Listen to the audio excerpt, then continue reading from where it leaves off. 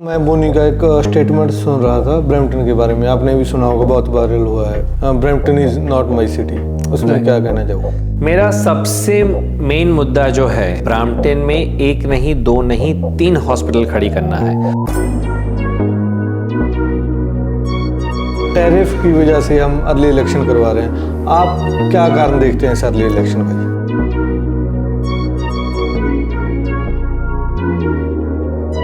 सबसे ज़्यादा सफ़र कौन होते हैं? Lower class, middle class and lower middle class. तीनों जो ये है क्लास, इनको ये नहीं कर पाते अफोर्ड। अगर कुछ पेंडेमिक या कुछ आया तो हम लोग नहीं झेल पाएंगे। जो लिबरल्स हैं वो फेडरल में तो जीत रहे हैं जी, प्रोविंस में हार रहे हैं। क्या कारण समझते हो आप इसका?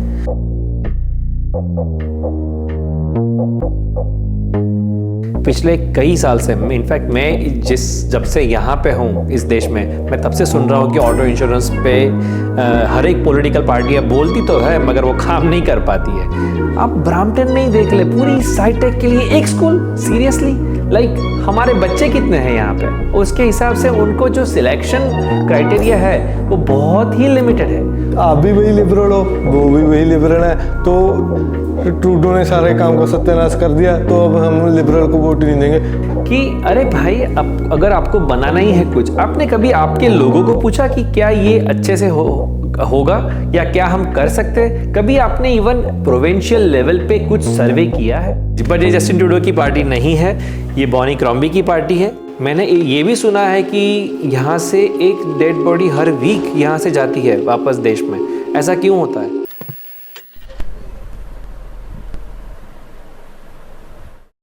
नमस्कार, आपका सभी का स्वागत है हमारे चैनल ब्रैम्पटन लाइव पे। मैं हूं गगनदीप शर्मा। आज हमारे साथ हैं ब्रैम्पटन साउथ राइडिंग से लिबरल पार्टी के कैंडिडेट भाविक।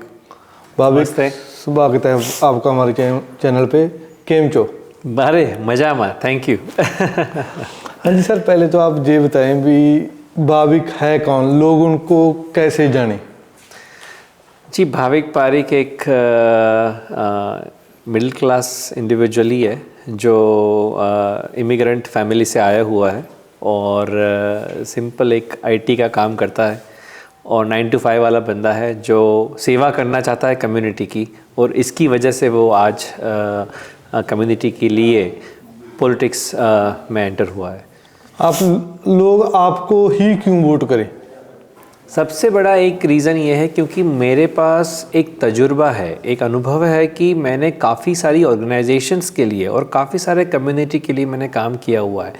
मैंने डाइवर्स कम्युनिटी के लिए काम किया हुआ है, और ये सिर्फ 1 या 2 साल की बात नहीं है, पिछले 18 सालों से मैं ये काम कर रहा हूँ।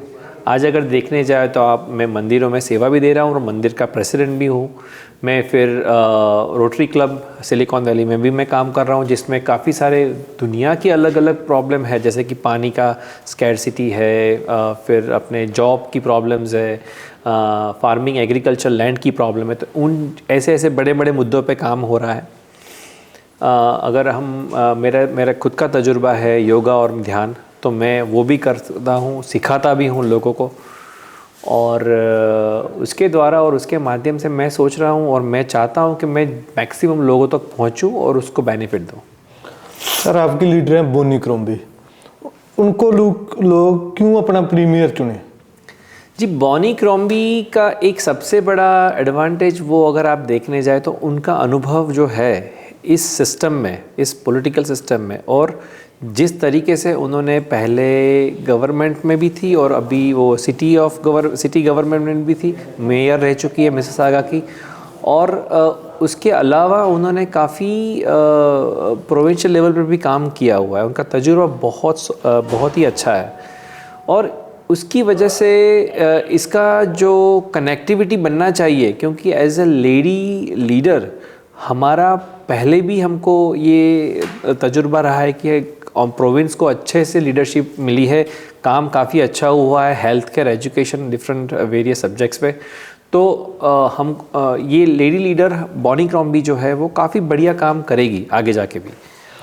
सर, मैं बोनी का एक स्टेटमेंट सुन रहा था ब्रैम्पटन के बारे में। आपने भी सुना होगा, बहुत वायरल हुआ है पिछले दिनों में, Brampton is not my city. उसमें क्या कहना चाहूँगा? उसमें आप ये देखिए कि जो वो बोलती है कि ब्रैम्पटन इज़ नॉट सिटी, वो कब बोल रही है, वो ये स्टेटमेंट कब दिया उन्होंने, जब वो मिसिसागा की मेयर है। तो of course Brampton is not her city is a Mississauga. At that time who was the mayor of Brampton? जब मेयर कौन था ब्रैम्पटन का? Patrick brown. तो पैट्रिक बोल सकता है कि भाई ब्रैम्पटन मेरी सिटी है, मिसिसागा मेरी सिटी नहीं है। ये बात ऐसी है कि पील रीजन की जो 3 सिटी है, कैलेडन, ब्रैम्पटन एंड मिसिसागा, तीनों मिलके आपस में डिस्कशन कर रही थी कि सिटी को अलग होना चाहिए या नहीं होना चाहिए। उसी मुद्दे पे ये बात बढ़ रही थी। और जब बातें चल रही थी, तीनों अलग अलग जो मेयर है अपनी सिटी का ही पहले बोलेंगे, तो उसका मतलब ये तो नहीं हम मानेंगे कि अरे भाई आपको प्रॉब्लम है ब्रैम्पटन से। आज जब वो प्रीमियर बनेगी तो प्रीमियर पूरे प्रोविंस की बनेगी, तो उसमें वो एक सिटी को ज़्यादा और एक सिटी को कम ऐसा नहीं देखेगी। वो उसके लिए सभी सिटीज़ इक्वल है और वो सभी सिटीज़ के लिए इक्वल काम करेगी। देखिए, आप एक बात समझ लीजिए, हर एक प्रोविंस का एक मैनिफेस्टो होता है, हर एक पार्टी का एक मैनिफेस्टो होता है, और उनको as per the demographic population काम करना पड़ता है। तो उनको और कोई ऑप्शन नहीं है, उनको करना ही पड़ेगा। सर, अगर हम देखें तो ये अर्ली इलेक्शन है, डग फोर्ड के पास अभी मेजॉरिटी गवर्नमेंट थी, तो इस अर्ली इलेक्शन का कंजर्वेटिव जो कारण दे रही है वो कह रहे हैं कि टैरिफ की वजह से हम अर्ली इलेक्शन करवा रहे हैं। आप क्या कारण देखते हैं इस अर्ली इलेक्शन का? पहले मैं तो बोलूँगा कि बिल्कुल ये बोगस इनिशिएटिव है, ये एकदम नॉन सेंसिबल जो स्टेटमेंट उनकी तरफ से है कि because of one thing we are doing the election. देखिए, पहले आप ऑलरेडी मेजॉरिटी में है, अगर आप सही में कुछ करना चाहते हैं इस प्रोविंस के लिए तो आप जैसे है वैसे ही आप काम कर सकते हैं, और आपके आगे के 2 साल में आप काम करके दिखा सकते हैं कि नहीं हमने करके दिखाया। आपने ऐसा नहीं किया। आपने क्या किया कि आपको खुद की सीट की परवाह ज़्यादा थी, आपने सिर्फ पहले इलेक्शन कॉल कर लिया। और कैसे किया आपने? देखो, फरवरी मंथ जो लोगों के लिए कितनी मुश्किलें पैदा कर सकता है, वो लोग वेदर से जूझ रहे हैं, तब जाके कुछ वो लोग वोट कर पाएंगे, कुछ लोग तो नहीं करेंगे बिकॉज वेदर अच्छा नहीं है। ये एक माइंडसेट जो है उसमें से हमको बाहर निकलना पड़ेगा। We cannot compromise this kind of issues. And हमको वो भी देखना है कि खर्चा कितना हो रहा है। आपका खर्चा और एफर्ट अगर देखने जाए तो you are going way more than the $170 million plus. देखिए, ये प्रोविंस का है मनी, और ये पैसा कहीं और भी यूज़ हो सकता था। हमको इलेक्शन कॉल करने की अभी कोई ज़रूरत नहीं थी, मगर हमने किया। अब जो किया है वो एब्सोल्युटली नॉन सेंसिबल चीज़ है, और उसका मैं तो बहुत अच्छे से विरोध करता हूँ। नहीं सर, जो वो बोल रहे हैं कि डग फोर्ड टैरिफ की वजह से इलेक्शन कॉल कर रहे हैं, क्या आपको लगता है एज ए प्रोविंशियल प्रीमियर वो टैरिफ को काउंटर कर सकते हैं? बिल्कुल नहीं। प्रीमियर का तो कोई रोल ही नहीं बनता इंटरनेशनल जो भी डिस्कशंस है उसमें अपना योगदान देने का। जो है वो फेडरल है, और फेडरल ही अपना जो बॉल पार्क करेगा, वो बोलेगा, आर्ग्यूमेंट करेगा कि भाई ये प्रॉब्लम है, इस टैरिफ को इस तरीके से, इस नतीजे से हम लोग बात कर सकते हैं। प्रीमियर का कोई कहते हैं ना कि कोई से नहीं है इसमें। कई बार प्रीमियर ओवर एंथुजियास्टिक होके बोल देते कि हाँ हम लोग ट्रंप के साथ लड़ लेंगे, मगर Trump is not looking at one province, Trump is looking at the whole country. Let's not forget that. वो ऐसा नहीं करेगा कि एक प्रोविंस को ज़्यादा डिस्काउंट देगा, दूसरे प्रोविंस को कम डिस्काउंट देगा। बिजनेस स्ट्रेटेजी में सब चलता है, मगर जब आप गवर्नमेंट टू गवर्नमेंट बात कर रहे हो तो इसमें आपको देखना पड़ता है कि क्या चलता है क्या नहीं चलता है। और ट्रंप जो पड़ा है पीछे, वो बहुत सिंपल तरीका है कि भैया ये ऑटोमोबाइल इंडस्ट्री उसके पीछे पड़ा है हमारे, इसकी वजह से उसको सब दिख रहा है कि हम टैरिफ लगाए, बट डग फोर्ड इसको रोक नहीं पाएगा। परंतु जैसे आपने कहा भी एक प्रीमियर कुछ नहीं कर सकता, परंतु हमने पीछे देखा है डग फोर्ड और बाकी के सारे प्रीमियर अमेरिका गए थे। यस। तो क्या लगता है उसका कोई पॉजिटिव इम्पैक्ट? कुछ नहीं हुआ, 2 बार जाके आए। इनफैक्ट हमारे फोर्ड तो 3 बार जाके आए। ज़रूरत ही नहीं थी एक इनिशिएटिव लेने की कि अगर, क्योंकि ये नहीं कर पाएंगे। आपको लग रहा है कि प्रीमियर्स अगर कुछ कर सकते थे तो उन लोगों ने कब का कर दिया होता, मगर ये 3 बार जाने के बावजूद ये लोग नहीं कर पा रहे। वो लोग दुनिया को ऐसा दिखा रहे कि देखो हम लोग नेगोशिएशन कर रहे हैं। वो नेगोशिएशन नहीं कर रहे, वो कर ही नहीं सकते। वो सिर्फ रिक्वेस्ट कर सकते कि आप इतना मत करो, राइट। मगर उनको जब बेनिफिट जिस टाइम पे लेना है वो लेंगे, और आप उनको रोक नहीं पाओगे। तो ये आपके अकॉर्डिंग ये कम्प्लीटली फेडरल का मुद्दा है? बिल्कुल, और फेडरल उसको डील करेगी उसके टाइम से और इसके हिसाब से। अभी डग फोर्ड सिर्फ हमको थ्रेटन कर रहा है, उनको भी पता है यहाँ पे भी कोई स्टेबल सरकार नहीं है। इस दिन जब हमारे भी प्राइम मिनिस्टर अभी चेंज होंगे ही जल्दी, जो भी प्राइम मिनिस्टर आएंगे उन्हीं को काम करना होगा। ये मुद्दा प्रोविंशियल लेवल पे ख़त्म हो ही नहीं सकता है। तो डग फोर्ड आया है, मैं या फिर अपनी बॉनी क्रॉम्बी एज ए मेयर आए, मैं यही मानता हूं कि ये प्रोविंशियल मुद्दा नहीं है, ये फेडरल मुद्दा है। हाँ, हम रिक्वेस्ट कर सकते हैं एज ए प्रोविंशियल लीडर, और जो भी उनसे बन पड़ा वो करेंगे, मगर वो टैरिफ नहीं हटा सकते। पूरे देश के लिए एक ही टैरिफ रहेगा और वो उनको अप्लाई करना ही पड़ेगा अगर वो लगाते हैं तो। बिल्कुल। ओके सर, उसके बाद अगर हम आए ब्रैम्पटन के मुद्दों पे, सबसे बड़ा मुद्दा है ऑटो थेफ्ट जी, ऑटो इंश्योरेंस। हमने देखा है कि ऑटो इंश्योरेंस और प्रोविंस में, कई प्रोविंसों में ना, आपको भी नॉलेज में होगा कि प्रोविंशियल गवर्नमेंट टेक केयर करती है, तो उनकी आती है ऑटो इंश्योरेंस $150, $80, $70, $100 में भी। परंतु ब्रैम्पटन में अगर हम जाएं तो जहाँ पे हमें पे करना पड़ेगा $600, $700, $800। तो इस सब को आप कैसे देखते हैं? अगर आप चुन के आते हैं तो क्या आप ये सारे मुद्दे रेज करोगे? बिल्कुल। देखिए, ये सबसे बड़ी एक लॉबी है इंश्योरेंस की, जिसको टैकल करने में तीनों गवर्नमेंट, तीनों पार्टियां, यानी चारों पार्टियां आई वुड से, जो मेजर पार्टीज़ है, वो फेल गई है क्योंकि वो लॉबी को कंट्रोल नहीं कर पाई है। That is number 1। नंबर 2, जैसे पॉपुलेशन डेमोग्राफिक्स होता है उसके हिसाब से इंश्योरेंस प्राइस ऊपर नीचे होता है। जब उनको पता है कि ज़्यादा डेंस पॉपुलेशन एक ही जगह पे है, जैसे कि हमारा सिटी ब्रैम्पटन, वहाँ पे वो इंश्योरेंस ज़्यादा रखेंगे क्योंकि उनको पता है कि ज़्यादा एक्सीडेंट होने की संभावना है। मगर उसी चीज़ को अगर प्राइसेस कम करना है तो उनको गवर्नमेंट की तरफ से फंडिंग मिल सकती है, मगर वो फंडिंग का जो इस्तेमाल होना चाहिए वो लोग आउटसाइड ऑफ टोरंटो करते हैं, but not in the Toronto. तो कहीं ना कहीं पे government is also technically involve with this auto insurance lobby, and they have to work together, they can not work against each other, right. और ये हो सकता है, ऐसा नहीं है कि, और मैं ऐसा नहीं बोलूँगा कि हाँ लिबरल एनडीपी या सब मिलके आएंगे और वो फिक्स कर देंगे, मैं ये भी नहीं कहूँगा। मैं ये कहूँगा कि ये हमारा इंटेंशन है पिछले कई साल से। इनफैक्ट मैं जब से यहाँ पे हूँ इस देश में, मैं तब से सुन रहा हूँ कि ऑटो इंश्योरेंस पे हर एक पॉलिटिकल पार्टियाँ बोलती तो है मगर वो काम नहीं कर पाती है। मैं अभी ये बोलूँगा कि नहीं कि हम लोग कर पाएंगे, मगर मैं ये अश्योरेंस डेफिनेटली दूंगा कि हम लोग उस पर इनिशिएटिव शुरू कर देंगे टू मेक श्योर कि इसको प्राइसिंग पर्सपेक्टिव अगर डाउन हो जाए तो बढ़िया है, क्योंकि ब्रैम्पटन मिसेसागा हर एक सिटी का अभी इंश्योरेंस बहुत ज़्यादा है और हमको कम करना पड़ेगा। इन फ्यूचर क्या हम ये भी देख सकते हैं, जैसे मैंने पहले बताया, अभी कहीं कहीं प्रोविंशियल गवर्नमेंट टेक केयर करती है, चाहे वो छोटी प्रोविंस ही क्यों ना हो, जहाँ पे आप कोई बिल वगैरह ऐसा लेकर आ सकते हो, जहाँ आपकी पार्टी कोई ऐसा सोच सकती है कि जहाँ भी ओंटारियो गवर्नमेंट टेक केयर करे ताकि लोगों की मुश्किलें कम हो इंश्योरेंस के लिए। बिल्कुल, वही मैं कह रहा हूँ कि गवर्नमेंट अगर चाहे तो वो खुद का अपना जोर लगा सकती है इंश्योरेंस लॉबी को कंट्रोल करने में, और वो प्राइसेस डाउन कर सकती है। मैं ऐसा नहीं बोलूँगा permanently, but at least for some time you have to control it. जैसे अभी एक गवर्नमेंट ने HST माफ़ कर दिया फॉर सम टाइम, भाई कुछ तो करो, कुछ भी नहीं हो रहा है यहाँ पे, और ऊपर से प्राइसिंग बढ़ रही है। और सबसे ज़्यादा सफ़र कौन होते हैं? Lower class, middle class and lower middle class, तीनों जो ये है क्लास, इनको ये नहीं कर पाते अफोर्ड।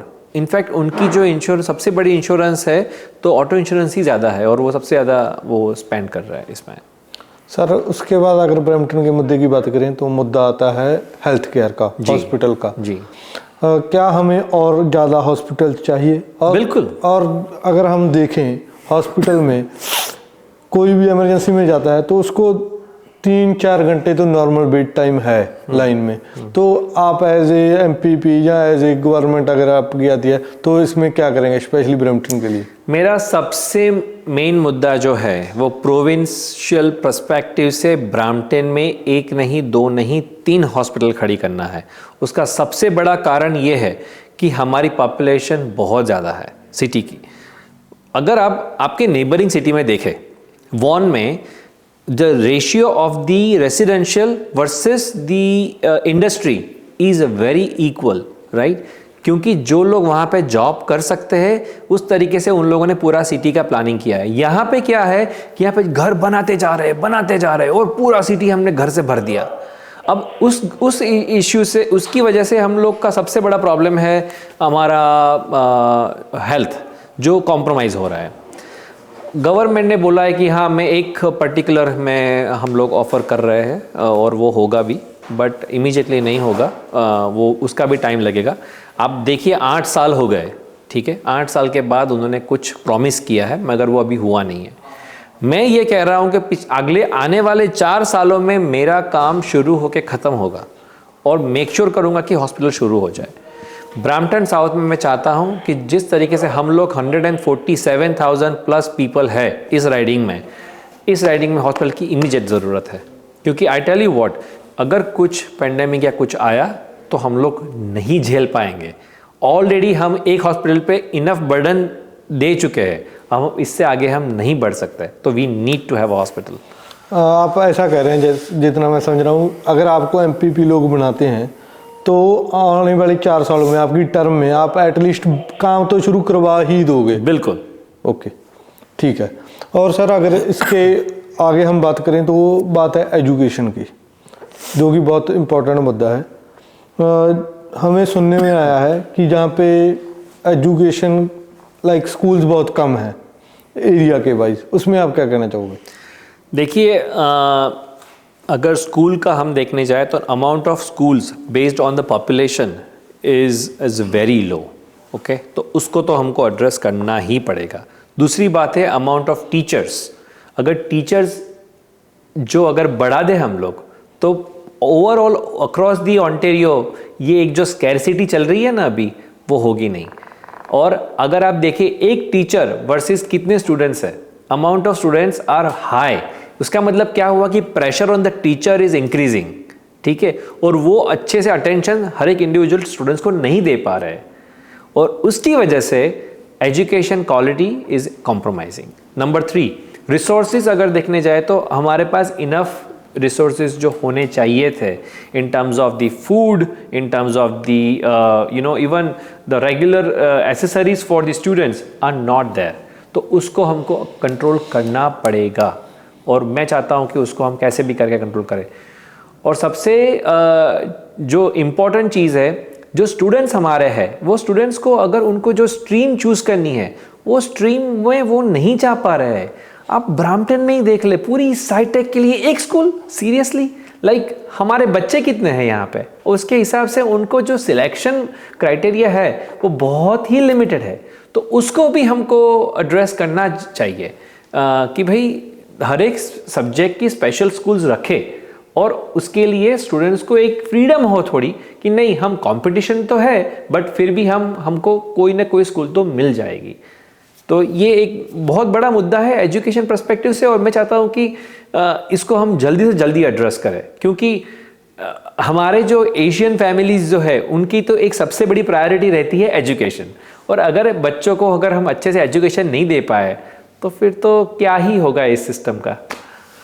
सर उसके बाद बड़ा मुद्दा आता है हाईवेज का, ट्रैफिक का। कंजर्वेटिव वाले बोल रहे हैं कि हम 413 नया बनाएंगे और उसका काम जल्दी शुरू हो जाएगा। पहले फेडरल गवर्नमेंट की तरफ से कुछ अड़चन थी इन्वायरमेंट को लेकर, अब वो क्लियर हो गई है, जल्दी शुरू हो जाएगा। आपका इस सब के ऊपर क्या टेक है? देखिए, पहले तो मुझे हंसी ये इस बात की आ रही है कि अरे भाई, अगर आपको बनाना ही है कुछ, आपने कभी आपके लोगों को पूछा कि क्या ये अच्छे से होगा या क्या हम कर सकते हैं? कभी आपने इवन प्रोविंशियल लेवल पे कुछ सर्वे किया है?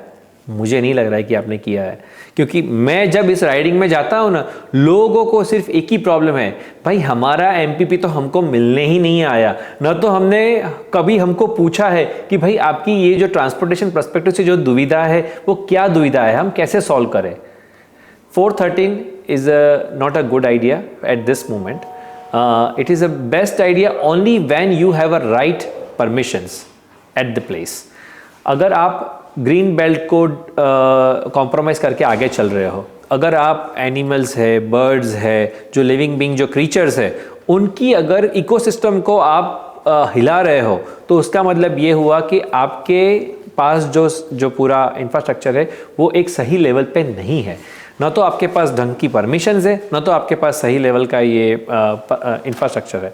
तो उसकी वजह से आपको पहले सर्वे करना चाहिए कि नहीं, ये हम करें या ना करें, और अगर कर सकते हैं तो किस लेवल तक का हम कर सकते हैं।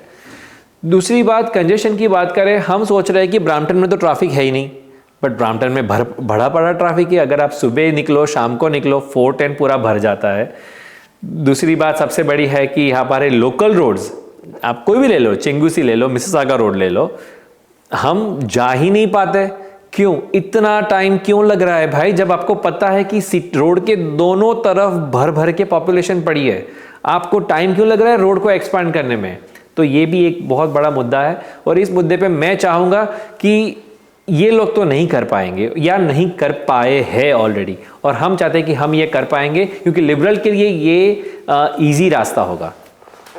ओके सर, इसके बाद अगर बात करते हैं हाउसिंग की, अफोर्डेबल हाउसिंग की, आपने सामने लिखा भी हुआ है, उसके बाद लोअर टैक्सेस है, सभी पे हम बात करेंगे। जो लेबर क्लास है आज, वो हाउस अफोर्ड नहीं कर सकता, ये तो एक फैक्ट है, कंजर्वेटिव वाले भी मानते हैं, ठीक है सर। उसके बाद आप ऐसा क्या करेंगे कि अफोर्डेबल हाउसिंग हो जाए, या labour class, specific labour class house afford कर पाए? देखिए, पहले तो जो फर्स्ट टाइम बायर्स होते हैं ना, उनका एक अच्छा सा स्कीम था पहले, ठीक है। प्रोविंशियल लेवल पे भी हम उनको रिबेट देते थे, हम उनको बेनिफिट्स देते थे, जो अब हम नहीं दे रहे हैं। दूसरी बात, HST, आप हर चीज़ में HST भर भर के चार्ज कर रहे हो। इट इज़ लाइक हर कोई अफोर्ड कर सकता है ये चीज़? वेल, आपको ये पूछना चाहिए जब आप घर खरीदने जाते हो। तीसरी बात, जो ये पूरा प्राइसिंग मुद्दा है, पिछले 8 सालों में ही अगर देखो आप, जो घर की प्राइसेस बढ़ी है, राइट, वो 100% बढ़ी है। वो ऐसा नहीं हो सकता है जब आप इकोनॉमी ढंग के चला रहे हो तो प्राइसिंग एकदम से बढ़ जाए फिर एकदम से घट जाए, ऐसा नहीं हो सकता, क्योंकि लोगों को, मिडिल क्लास को, ये kind of a challenge for them to even pay the mortgage back. तो इसको हमको देखना पड़ेगा कि भाई कंजर्वेटिव तो नहीं कर पाई, और बॉनी क्रॉम्बी की लीडरशिप के अंदर लिबरल के पास काफ़ी अच्छा प्लान है, और उस प्लान के हिसाब से, जैसे कि मैंने बताया, HST कट होगा, टैक्स रेट कट होगा, बिजनेसेस में भी आपको उसमें फ़ायदा होगा, और जिस तरीके से first time buyer property buy कर रहे हैं तो उनको भी फ़ायदा होगा। तो ये पूरे मैनिफेस्टो में हमने लिखा हुआ है ऑलरेडी, और हम इसी माध्यम से आगे बढ़ेंगे। ठीक है सर, जो लोअर टैक्सेस पे भी बताएं, कैसे हम आप टैक्स को कट करेंगे, more money in the pocket, कैसे? देखिए, ऐसा है ना कि हम ऐसा नहीं कह रहे कि हम हर जगह पे टैक्स कट करेंगे, मगर जहाँ जहाँ पे अफोर्डेबिलिटी की बात आती है, जैसे आपका खर्चा जहाँ जहाँ पे बड़ा है, आपका खर्चा कहाँ पे बड़ा है? सबसे बड़ा खर्चा घर का है, उसके बाद आपका खर्चा आता है कार का आता है, उसके बाद आपका खर्चा आता है मे बी आपका एजुकेशन है या फिर कोई और लोन है उस पर। तो जहाँ जहाँ पे इतने बड़े बड़े खर्चे आते हैं, वहाँ पे हम लोग टैक्स कट या तो टैक्स रेशियो हम कम कर सकते हैं, कि जिसकी वजह से क्या है कि आपको थोड़ी सुविधाएं रहे, आप इजीली आगे बढ़ सके, और उसके बाद एट सम पॉइंट अगर ज़रूरत पड़ी तो हम वापस आपको और डिस्काउंट भी दे सकते हैं। और वो कैसे हो सकता है? Not because of the only just by talking, but by implementing the policy। जो अगर अच्छी प्रोसेसेस और पॉलिसी अगर इम्प्लीमेंट करते हैं तो फिर आप अपने सिटीजन्स को ये अच्छा सा फ़ायदा दे सकते हैं। और मुझे लग रहा है कि लिबरल पार्टी के पास काफ़ी अच्छा बड़ा प्लान है, उन लोगों ने काफ़ी मेहनत भी की है इस प्लान को बनाने के लिए, और ये इसको इम्प्लीमेंट अच्छे से करेंगे। सर, इलेक्शन के बस कल का दिन ही रह गया है जी, उसके बाद तो वोटिंग है और रिजल्ट आएंगे, तो मेन मुकाबला आप किसके साथ देखते हैं अपना? वेल, हमारा तो मुकाबला जो लोकल MPP है उन्हीं के साथ है, but at the same time मैं ये कह रहा हूँ कि ये इनके इससे भी जो बड़ा मुकाबला है वो पार्टी लीडरशिप के साथ है, जो डग फूड की पार्टी है उनके साथ है, क्योंकि जहाँ जहाँ पे उन्होंने गलतियाँ की है, जहाँ जहाँ पे भी उनकी जो डिसीजन मेकिंग में कॉम्प्रोमाइज़ हुई है, तो उनको तो हम डेफिनेटली टच करेंगे। और हम चाहते हैं कि ये मुद्दा हमारा लोगों को समझ में आए कि आपको कैसे हम बेनिफिट दे सकते हैं, और जैसे कि 8 साल से इन लोगों ने गवर्नमेंट में रहे हैं और उन लोगों ने कुछ इतना बड़ा काम भी नहीं किया है। काफ़ी कंप्लेंट्स हमको अभी भी आ रही है, लोग सुनाने आते हैं कि भाई हमने इन लोगों ने ये नहीं किया, इन लोगों ने वो नहीं किया। तो हम वो सभी का हमारे पास लिस्ट थोड़ा सा स्पेसिफिक हो सकते हैं कि आपकी स्पेसिफिक कॉन्स्टिट्यूंसी में क्या नहीं हुआ? जैसे कि मैं सबसे पहला मुद्दा तो हमारा हेल्थ केयर का ही रहेगा। एक सिंपल मैं आपको एग्जांपल देता हूँ, डॉक्टर पेशेंट्स रेशियो। ठीक है, अगर पेशेंट्स इस राइडिंग में या इस एरिया में रहता है, वो सोचता है कि भाई मैं लेफ्ट में जाऊँ या राइट में, कोई इंटरसेक्शन पे मुझे डॉक्टर मिल जाना चाहिए। पहले तो डॉक्टर नहीं मिलता है, अगर डॉक्टर मिलता है तो उसके पास भरे पड़े अपॉइंटमेंट्स होते हैं और वो लेता नहीं है, रजिस्टर नहीं करता है अपॉइंटमेंट्स। और जब हमारी अपॉइंटमेंट रजिस्टर नहीं होती है तब वो लोग कहते हैं कि भाई आप दूसरे डॉक्टर के पास जाओ। अब जब दूसरा डॉक्टर जो होता है वो 4 इंटरसेक्शन नॉर्थ या साउथ होता है या ईस्ट या वेस्ट होता है, उसकी वजह से और हमारा टाइम बिगड़ता है। सो ये सबसे बड़ा प्रॉब्लम है, डॉक्टर पेशेंट रेशियो में हमने उस पर ध्यान नहीं दिया है और ये गलतियाँ प्रोविंशियल लेवल पे आती है। ठीक है, उसके द्वारा एक और भी चीज़ है कि डॉक्टर्स जो इनफ आने चाहिए थे वो भी हमने डॉक्टर्स को रिसोर्स नहीं किया है। Why we are struggling so much to have the right people like this doctor, nurses and the right staff to deal with the health care system, जो नहीं हुआ है अभी तक। तो इसको हमको नील डाउन करना पड़ेगा, टच करना पड़ेगा। और ये ओंटारियो लिबरल पार्टी का सबसे बड़ा मैनिफेस्टो है कि भाई हेल्थ केयर में ही हम काम करेंगे, सबसे नंबर 1, एंड उसको हम लाइन अप करेंगे। सर, जैसे आपने सारे मुद्दे बताए, हेल्थ केयर बताया, ऑटो इंश्योरेंस बताया, अफोर्डेबल होम्स बताया, लोअर टैक्स रेट्स बताया, जो सब हमने डिस्कस किया। परंतु जो कंजर्वेटिव है, जो पावर में थे या पावर में हम कह सकते हैं, वो इस सारी इलेक्शन को कार्बन टैक्स, टैरिफ और फेडरल इशू पे लड़ रही है। आप ये सब कैसे देखते हैं? देखिए, मैं ये नहीं कहूँगा कि हम टैरिफ को नहीं टच करेंगे, हम टैरिफ को भी हम लोग टच करेंगे। और जहाँ तक बात रही कार्बन टैक्स की, तो कार्बन टैक्स इश्यू जो होता है ना, वो गवर्नमेंट टू गवर्नमेंट जब टाइम टू टाइम वो भी चेंज होता है। जैसे पहले carbon tax was the issue, अब carbon tax is not the issue. ठीक है, अब हमारा जो इश्यू जो मेजर है वो लोगों को भी दिखाई दे रहा है कि भाई health care is the issue. और टैक्स की जब जहाँ तक बात करते हो तो वैसे भी वो तो हम लोग फेडरल गवर्नमेंट के साथ मिलके हम लोग काम करेंगे और उसको भी हम कम करेंगे। तो अगेन मैं कहूँगा कि carbon tax is not our issue.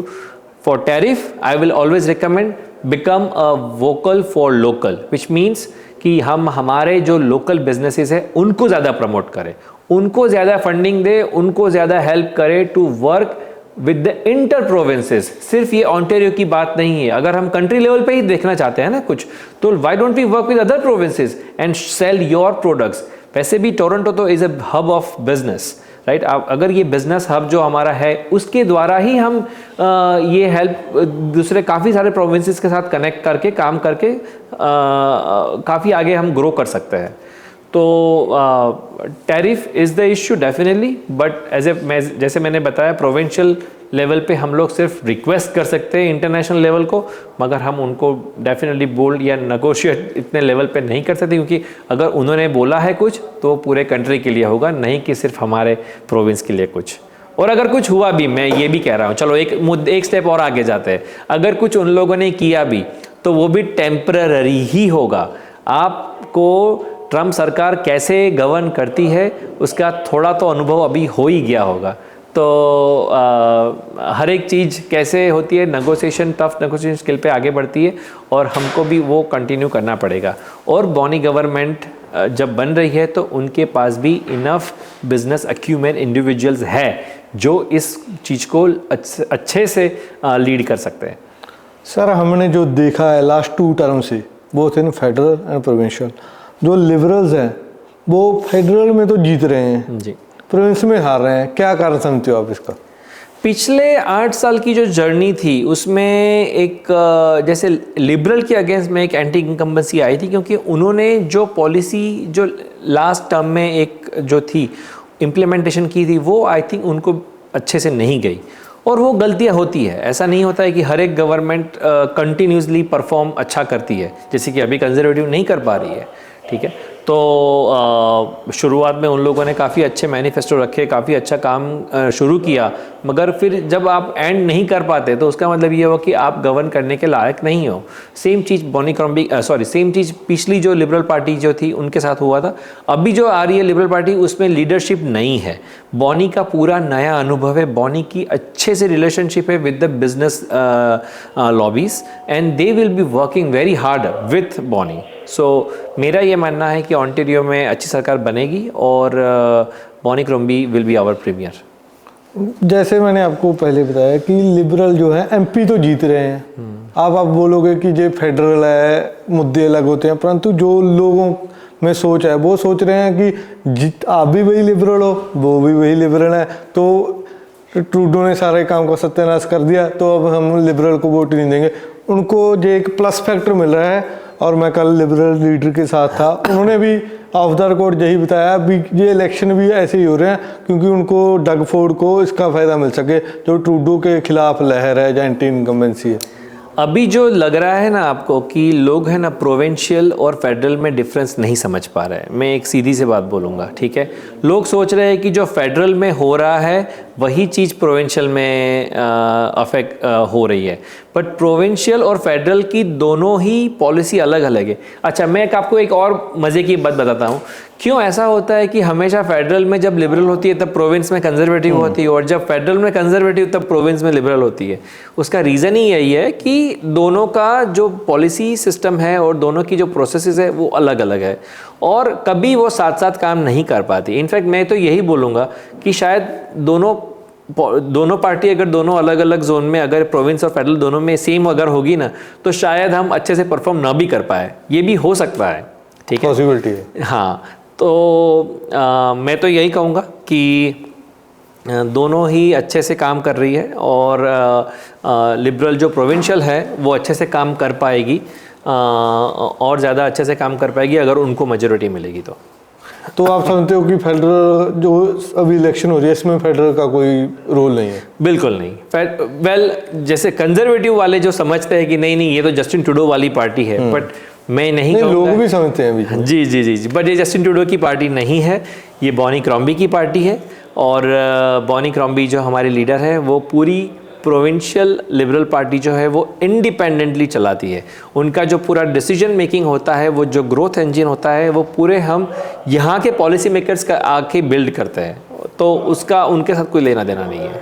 कहीं तो आप उन लोगों के साथ में क्लब करते होगे, या तो गवर्नमेंट तो वैसे भी काम करना ही पड़ता है। अगर एज ए पार्टी देखें हम, तो इंटेलेक्ट लेवल पे आप कहीं तो उनके साथ बात करते होगे, या पॉलिसीज भी प्रोविंस की क्या बनाएं, जहाँ फेडरल की क्या बनाएं, कहीं तो एज ए लिबरल, ऐसे जैसे आप बता रहे हो, जहाँ और भी आपके लिबरल लीडर बता रहे हैं, क्योंकि एंटी इनकम्बेंसी जस्टिन ट्रूडो के खिलाफ इतनी है कि आपको डिफर करना पड़ रहा है। एज ए लीडर भी वो जा रहे हैं अभी तो मैं ऐसा कह रहा हूँ भी, तो आप तो कह रहे हो कि कहीं तो कोई थिंक टैंक बैठता होगा कि लिबरल का बिल्कुल यही सिस्टम होगा, या फेडरल और प्रोविंशियल सारी प्रोविंस के बैठते ही होंगे कहीं तो। या नहीं, ऐसा ही होता है कि भाई दोनों जो भी पार्टियां होती है ना, लिबरल हो या कंजर्वेटिव, वो दोनों कहीं ना कहीं पे बात करते हैं, ठीक है। बट मैं ऐसा नहीं कहूँगा कि वो दोनों मिलके ये स्ट्रेटेजाइज करते हैं कि अगर आप ऐसा करेंगे तो अब हम ऐसा करेंगे, क्योंकि इसका मतलब ये हुआ, क्योंकि आपको ये तो पता ही नहीं है कि सामने वाला क्या करने वाला है, राइट। सामने वाले की भी तो खुद की भी तो कोई स्ट्रेटेजी है, राइट, और दोनों की ही खुद की एक पार्टी पॉलिसी जो होती है उसके हिसाब से चलते हैं। तो फेडरल हो या प्रोविंशियल हो, yes, they always talk to each other, but they don't define their own policy based on what they say at the federal level या provincial level. Okay, they have their different policies. Absolutely. Sir, क्या आपको जहाँ के local जो MP हैं वो liberal के हैं, क्या उनसे आपको सपोर्ट मिल रहा है इलेक्शन? बिल्कुल मिल रहा है, वो काफ़ी अच्छे से सपोर्ट भी कर रहे हैं, क्योंकि देखिए इसमें ऐसा है ना कि एक पार्टी की विचारधारा होती है और उस विचारधारा को कभी आप छेड़ नहीं सकते।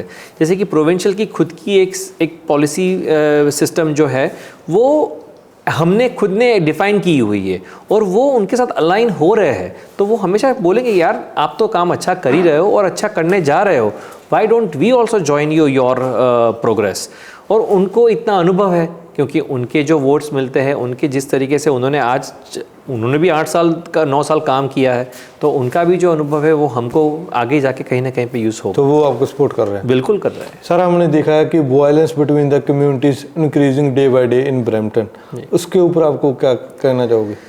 देखिए, ये है ना, एक हमारा ब्रैम्पटन सिटी जो है ना, वो AP centre of the नेस्टी decision आया है। जैसे कि यहाँ पे डिसीजन अच्छे से नहीं ले पा रहे हैं, और उसकी वजह से जो कॉन्फ्लिक्ट्स है, जो सबसे बड़ी प्रॉब्लम आती है, जैसे कि फ़ाइट्स हो रही है, इंटर रिलीजियंस इश्यूज़ आ रहे हैं, कहीं ना कहीं पे वो लोग कुछ ना कुछ कॉन्फ्लिक्ट्स में भिड़ जाते हैं। सो उस ये इश्यूज़ इसलिए इतने बढ़ रहे हैं बिकॉज हम लोग अलाइन नहीं है। उस अलाइनमेंट को आगे बढ़ाने के लिए ही हम यहाँ पे बैठे हैं कि भाई कैसे भी करके हमको डाइवर्सिटी में बिलीव करना पड़ेगा। हमको मेक श्योर करना है कि दूसरे के कल्चर को हम रिस्पेक्ट दें और हम एक दूसरे के साथ हाथ में हाथ मिला के काम करें। क्योंकि आज मैं बोलूँ, हर एक के पास सेम एक्यूमेंट नहीं होता है, सेम क्वालिटी नहीं होती है। हमको उनकी एक दूसरे की स्पेस को रिस्पेक्ट करना पड़ेगा। डजेंट मैटर बाहर की कंट्री में क्या हो रहा है। आज आप यहाँ पे एज ए कैनेडियन बैठे हो, आज आप यहाँ पे एज ए ऑन्टेरियन, एज ए ब्रैम्पटोनियन बैठे हो। खुद का एक वजूद है, उस वजूद को आप लेके ही आगे चल सकते हो, उसको आप छेड़ नहीं सकते हो। तो we should not forget that. और उसके हिसाब से मैं कहूँगा कि जो फाइट्स है, जो वायलेंस है, उस पर जितनी भी पॉलिसीज़ बनी है, not only at the city level but at the provincial, at the federal level, has to be modified. Why? Because आज आप किसी को जेल में डालते हो, आप 4 दिन के बाद छोड़ देते हो। क्यों? उसने अगर कुछ बड़ा गलत किया है तो भाई रखो उसको, ज़्यादा उनको भी पता चले कि कैसे आगे काम करना है उनकी ज़िंदगी में। क्योंकि आपने तो दूसरों की ज़िंदगी तो बर्बाद करके रखी है, तो फिर इट्स बेटर कि आप अपना। तो ये पुलिस और पॉलिसी जो है, पुलिस की पॉलिसी वो जो है, उसको हमको रीडिफाइन करना पड़ेगा, और वो जल्दी से जल्दी करना पड़ेगा क्योंकि टाइम बहुत कम है हमारे पास। क्योंकि जिस तरीके से इतने कॉन्फ्लिक्ट्स बढ़ रहे हैं वो कुछ ज़्यादा ही है।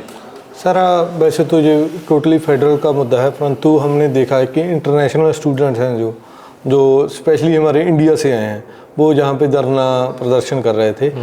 हमारी कम्युनिटी की उनको सपोर्ट मिली क्योंकि फेडरल की गलत पॉलिसीज बनाकर वो उनको जहाँ ले आए और उसके बाद कुछ किया नहीं।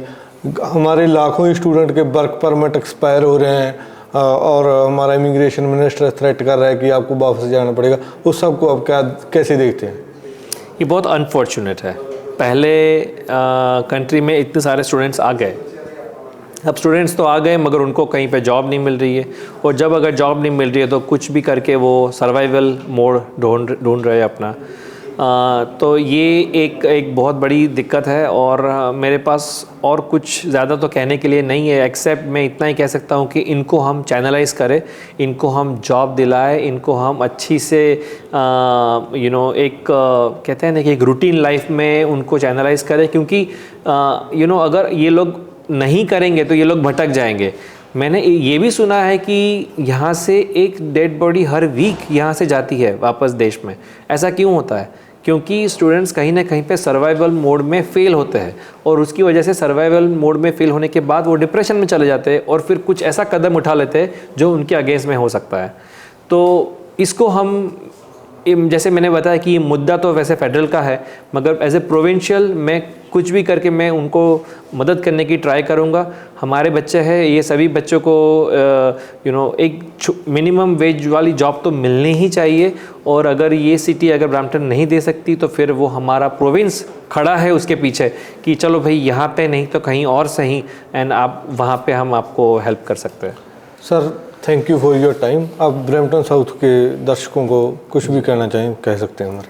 जी, मैं ब्रैम्पटन साउथ के दर्शकों को बस यही एक विनती करना चाहूँगा, और मेरा ये निवेदन है, एक आग्रह है कि आप कैसे भी करके ब्रैम्पटन साउथ में मेंबर ऑफ प्रोविंशियल पार्लियामेंट के इलेक्शन में आप सिर्फ मुझे ही वोट दें, क्योंकि मेरे पास तजुर्बा है, मेरे पास एक अच्छा सा अनुभव है, जो अनुभव मैं आगे जाके आपके जॉब ग्रोथ के लिए, फ्यूचर जनरेशन्स के लिए, हाउसिंग अफोर्डेबिलिटी के लिए और हेल्थ केयर एंड एजुकेशन के लिए मैं ये यूज़ कर सकता हूँ।